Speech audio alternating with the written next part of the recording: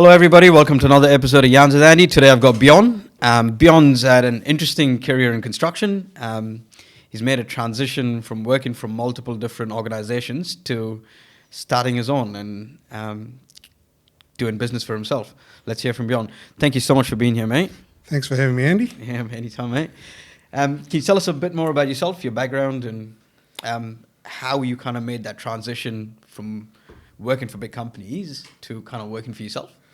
Was kind of a... Let's start with your background. Okay, so yeah, I started building back in the early 2000s. Yeah.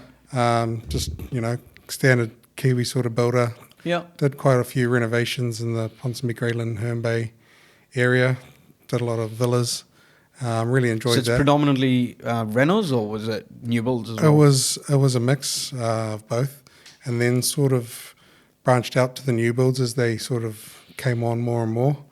As Auckland's growing, and then taking up roles with the likes of Signature Homes and GJ's and Fletcher Living and that over the years as well, site supervising and project managing, and so that's sort of been the journey and the progression, and sort of started off quite small, and I've done some interesting projects over the years.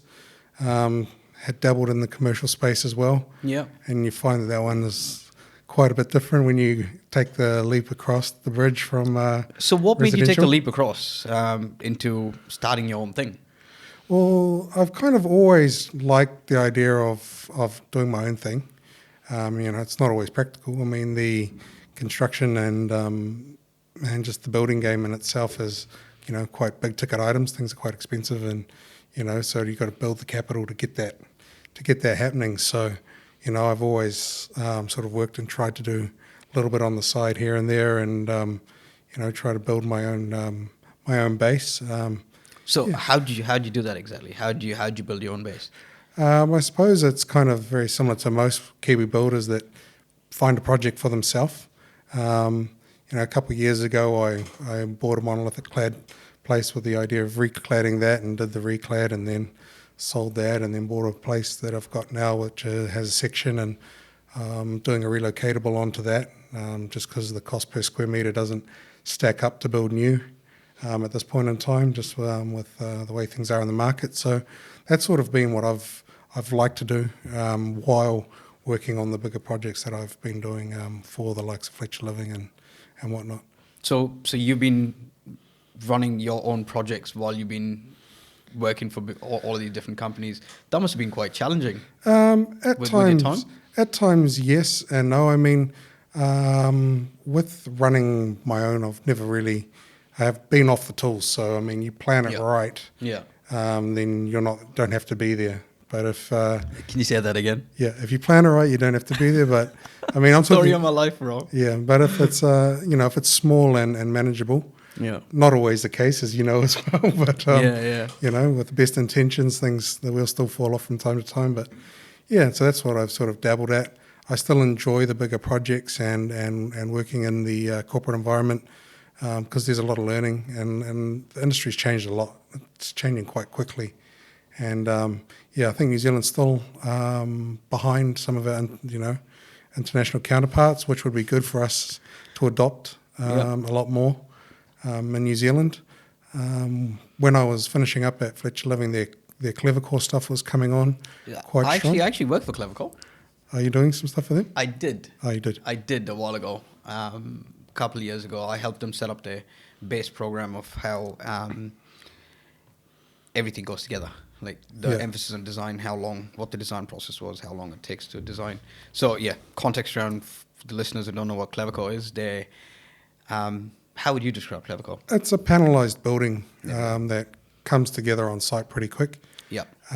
What's that? So you put a house together in what, 3 days, 4 days, or something like that? You've got the superstructure up in about a week. Yeah. So you're weather tight in a week. You're weather tight in a week on, for example, a 6-unit block of terraces. Yeah. So I think that is good. I'd like to see a lot more of that picked up in the industry. I think that especially with our weather, the challenges that we have, if it's prefabbed in a factory and it finds its way to site and you're only on site after slab for, a few weeks as opposed to 6 months, those things I think will be quite transformative, and I think could bring the. But they come with their own challenges as well. Oh, absolutely. I mean, you've still got to clad it after, and you've got to plaster paint and do all the rest of it.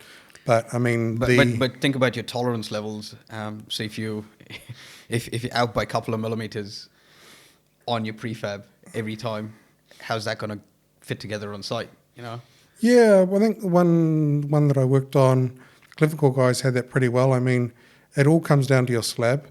I mean, with timber and that, you've got a little bit of forgiveness, but with the slab, that's where you'd Millimeter find accuracy. Yeah, you'd find the accuracy's got to be bang on. But yeah, I was most impressed probably by the time on site. The long and short is weather tight in a week. With the amount of rain we've had this year, you can just imagine how many builders would have been pulling their hair out trying to get things closed in and not being able to. So, yeah, I'd like to see us use the prefab technology, not just of panelisation, but even just fully built units, down in the small resi space all the way up to apartments. I don't know if you've seen Teak of doing one down in Point Chev that looks like it's come together pretty quick. That's containerized units. Yes, that's right. Yep. That's company called Anyways, I work for the company that. Oh yeah. That's something that I'd like to see and like to get involved with in the future. Is just seeing more of that go on and seeing things speed up. Yeah, for sure. But okay, so just come back to the original question. Yeah. How are you finding it on your own out in this market? It's challenging. I mean, biggest thing is a lot of the big guys still suck up some quality resources. So being small, you've got to wait your turn. You busy? I'm busy at the moment, and obviously we're just about to hit the silly season. So just got to make sure that program runs so that I'm not running short this side of Christmas with labour and whatnot, and getting everything to site, because every time you're late. And would you ever go back to full-time employment? Potentially with a right offer. Yeah? Yeah. Interesting. Interesting. I've always said that. I don't think I'll ever go back to full-time employment now that I've seen what this side of the world has to offer as a consultant, as running my own little business. I mean, never say never, I suppose. But yeah, never say never. I would say that, like the things I like about the corporate world sometimes is you can switch off a little bit more. When you're doing it for yourself, you're engaged, you're always on. It's the hardest thing is doing your own thing is when you just try and turn it off at the end of the day, because you're always thinking about the next step. And, when you've been project managing and programming jobs and that, it becomes a habit and you got to break it. Like even going on holiday, it takes 3 days just to, literally turn down the revs of the mind. Yeah, interesting insights.